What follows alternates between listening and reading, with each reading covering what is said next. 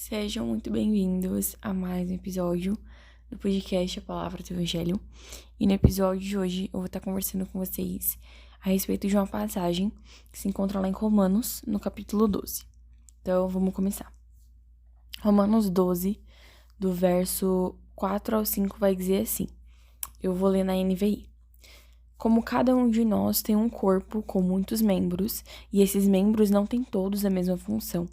Assim, em Cristo, nós que somos muitos, formamos um só corpo, e cada membro está ligado a todos os outros. Paulo ele vai trazer para nós, nesse capítulo da Carta aos Romanos, especificamente, pelo menos até onde a gente leu, ele vai contextualizar, ele vai falar para o pessoal a quem ele destina essa carta, de que a gente não deve pensar de nós mesmos mais do que aquilo que somos. Nós devemos, muito pelo contrário, pensar de forma moderada, de acordo com a fé que Deus deu a cada um. E nessa passagem em específico que eu li, Paulo ele vai fazer uma comparação. Ele vai comparar a igreja, o corpo de Cristo, com o nosso corpo humano.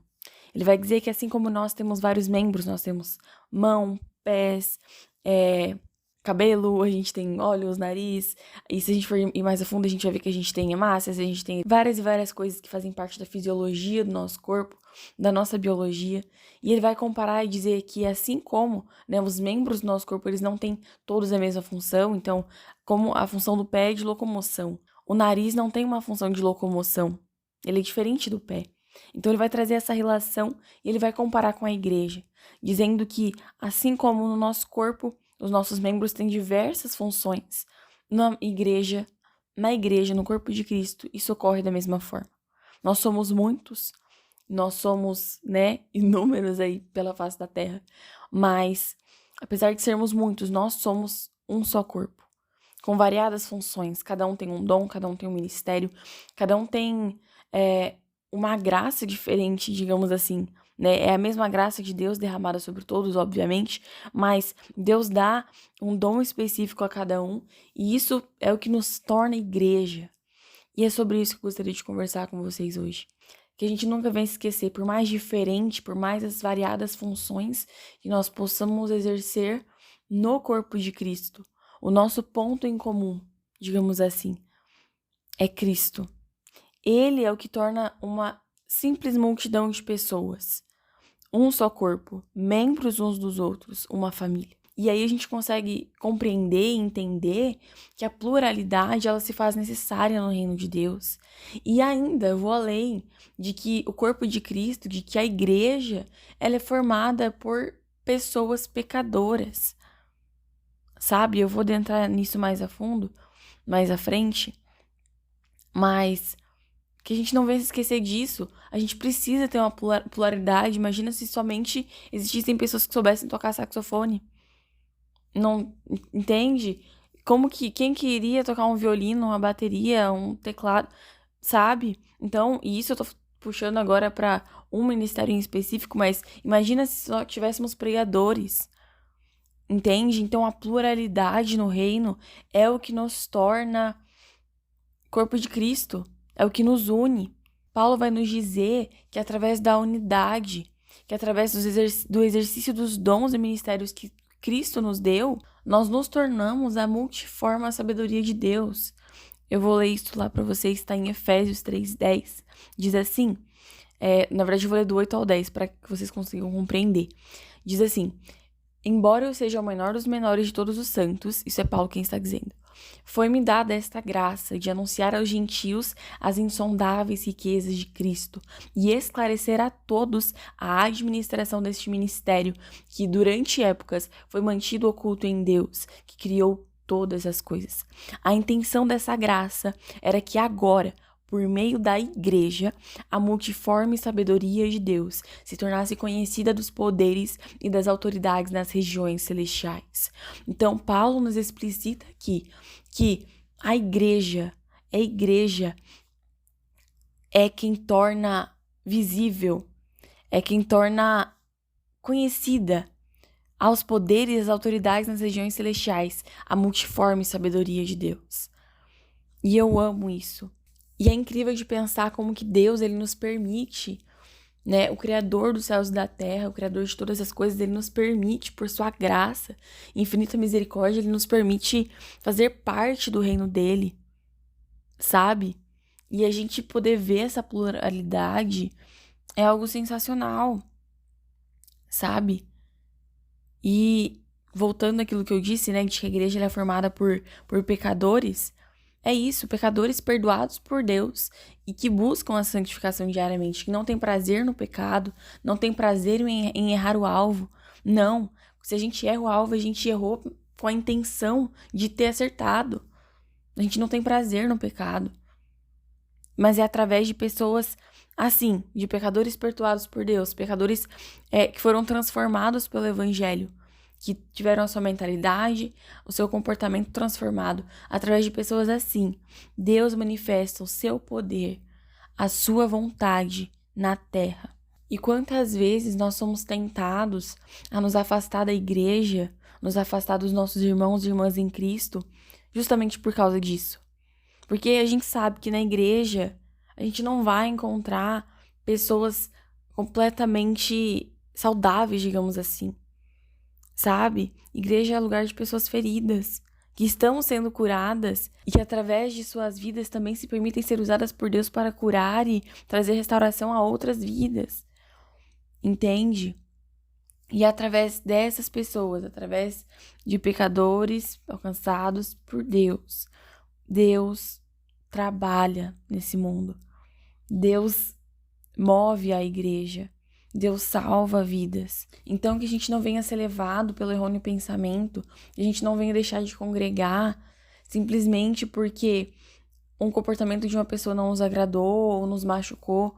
Entenda, não estou menosprezando o seu sofrimento ou a sua dor, mas não se esqueça de que amar é ser vulnerável, sabe? A gente fazer parte da igreja, a gente fazer parte do corpo de Cristo, muitas vezes isso vai nos gerar atrito. Eu sempre falo isso aqui, mas às vezes isso nem sempre vai ser confortável pra gente. Mas a verdade é que todas as coisas cooperam pro bem daqueles que amam a Deus, e se a obra é de Cristo, se foi Ele que instituiu a comunhão, a comunidade, é porque Ele sabe que nós precisamos dela pra crescer, pra amadurecer, sabe? Através de muitas vezes atritos, de às vezes dificuldades mesmo em se relacionar com outras pessoas, que Deus vai trabalhar no nosso coração e nos tornar pessoas melhores, sabe? Então é muito egoísmo de nossa parte a gente se isolar, a gente deixar de congregar por conta disso. Até porque eu creio que a raiz disso vem também de um sentimento de orgulho de que eu sou o melhor, né? Talvez a gente não fale isso, não explicite isso. Lewis, em seu livro Os Quatro Amores, ele vai falar assim, que o único lugar além do céu onde se pode estar perfeitamente a salvo de todos os riscos e perturbações do amor é o inferno. Então, o que a gente vem entender de que amar, ele vai nos custar, sabe? Amar ao próximo vai nos custar humildade, vai nos custar renúncia, vai nos custar, muitas vezes, a gente vai precisar ser tolerante, entende? Mas que a gente venha se lembrar de que em tudo isso, a multiforme sabedoria de Deus está sendo manifestada neste mundo. E falando em orgulho, a gente precisa se lembrar também de que nós somos membros uns dos outros. Se um perece, se um padece, o todo vai sofrer. Entende? A gente vê isso no nosso corpo. Se um rim para de funcionar, o outro vai trabalhar dobrado. Entende?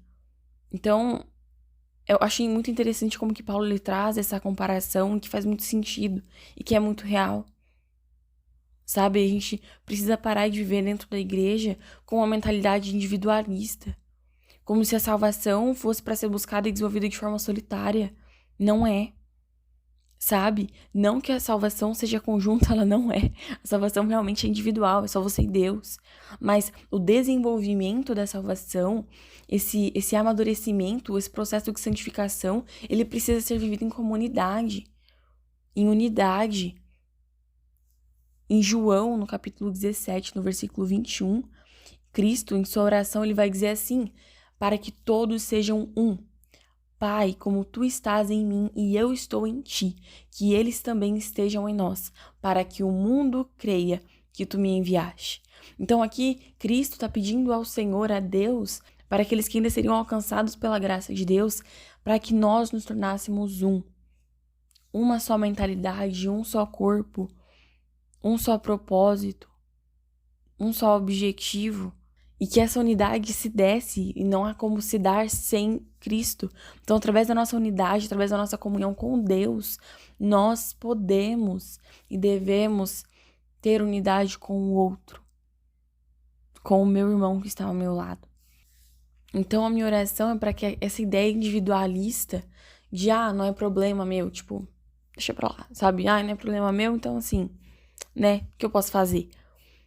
E outra coisa que eu vejo que infelizmente acontece muito em muitas igrejas do Brasil é de que, infelizmente, a gente tem permitido que o tratamento frio, um tratamento superficial, empresarial adentrasse as portas da igreja. O que eu tô querendo dizer com isso é que muitas vezes a gente tem olhado pro nosso irmão como mero funcionário, porque ele trabalha para a igreja, e não é assim que funciona, não é assim que o reino do céu nos ensina a pensar. Sabe? A gente precisa tomar cuidado para não estar dentro da igreja de paletó e gravata com uma mentalidade mundana e superficial. Sabe? A gente precisa ter cuidado para não estar dentro da igreja vivendo com uma mentalidade que é do mundo, que é do sistema que a gente vive. A nossa mentalidade, ela precisa estar pautada nas escrituras. Entende? Então eu não posso tratar meu irmão de qualquer forma como se ele fosse mero funcionário, um mero, sabe? Não é assim.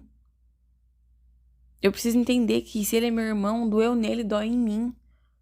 E não poderia ser diferente. Cristo nos ensina que não pode ser diferente. Então, para finalizar, a minha oração é para que os nossos corações estejam atentos, abertos ao trabalhar de Deus, sabe? Que a gente não venha deixar de participar ou de fazer parte daquilo que Ele tem para este tempo, para essa geração por mero orgulho. Mas que nós possamos, dia após dia, entendermos que o céu não é só para mim, sabe? Entendermos que o céu é para todos aqueles que creem em Cristo. E aqueles que não creem, que a gente venha entender a nossa responsabilidade e pregar o evangelho para que eles também possam ser alcançados.